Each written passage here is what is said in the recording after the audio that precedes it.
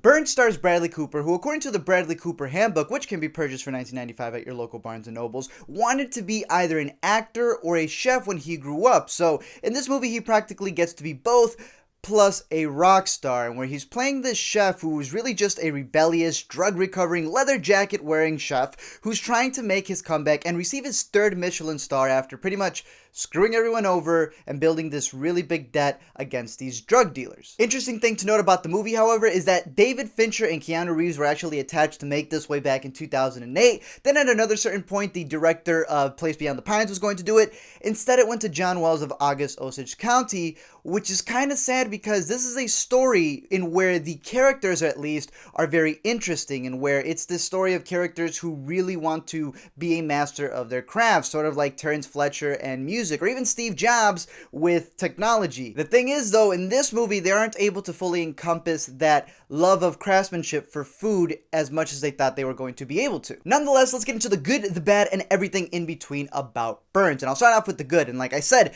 I love those movies that deal with someone trying to perfect their craft. You know, like I said, we had it in Whiplash, Steve Jobs, and many other movies. The thing is, here, there are those moments where the character that Bradley Cooper is playing is able to show you that, yeah, this dude is a master craftsman when it comes to the culinary arts. And he does do that. There are moments where he's flipping out on other people, which is always entertaining to see. And there are also those moments of dialogue that you see him expressing something that isn't just meant for the culinary arts, but can really be applied to anything. One of them being where he says, if it's not perfect, throw it away. It doesn't matter if it's late, you just throw it away if it's not perfect. And the other one was where he's eating at a Burger King and he pretty much expresses why fast food is bad. And it's something that I've actually thought about before, that how is it that they're always consistently able to keep that taste? It's impressive. However, he explains that the consistency of taste, it's what gets you in your comfort zone. It's what allows you to not grow. And that's actually the worst part about fast food. As a person who is a master of their craft, they need to be able to have a consistency on being great, but not being the same all the time. And while I was digging those lines in those moments, and I was like, yeah, you know, this is really enjoyable.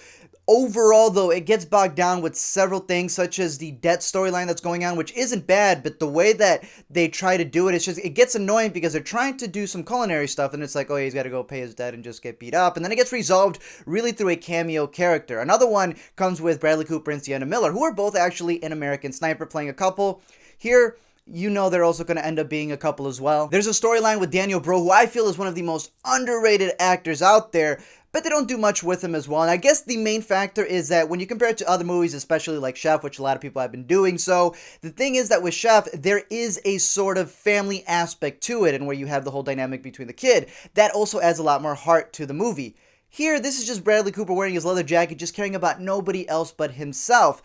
That being said, the filmmakers know that, and they try to incorporate a really random, awkward, forced scene in where he's having a piece of cake with a girl, and it's like, no, you're not going to get the heart that way. The other aspect is the food side of it, the actual craft, and where they're not actually showing you, like, the most delicious food that a wider audience would like. It's more of those 2-calorie, just platter plates that they have, and that's not a bad thing. The thing is, though, let's say if someone was making a movie about Michael Haneke, you would have to at least show, hey, I know a lot of people find Haneke movies boring, but you would have to show why he does what he does in his craft. The same way that in Whiplash, you're able to see, okay, I may not be a fan of jazz, but I can tell that he's not doing a good job because he's rushing or dragging. Here, it's like he tastes something. He doesn't really say whether it's too salty or not salty. He just goes, this is bad, take it away. So it's not really letting the audience in on the whole culinary aspect of it as much as it should have. By the end credits, I would give Burnt a rental because I do think it's worth watching, but more so in the comfort of your own home. But I did like that whole aspect, again, of someone being a master of their craft, and it was cool to see kind of his arrogance that he has, but overall just trying to be the best that he could be in this culinary world. However, I wish they would have had more metaphors like they do with the Michelin stars at a certain point. If you don't know what they are, they kind of explain it to you in a Star Wars metaphor. But again, it would have been cool to know a bit more of what they were doing in the kitchen and be able to, you know, at least get us more into that world. However, as always, I'm curious your thoughts. If you were able to check out the film, definitely let me know down below in the comment section whether you liked it or you didn't, and really what is your favorite culinary art film that is out there. And remember, it's not good to burn your food unless you're busy commenting, liking, and subscribing down below. But until next time, remember to continue watching movies, and I'll see you guys later.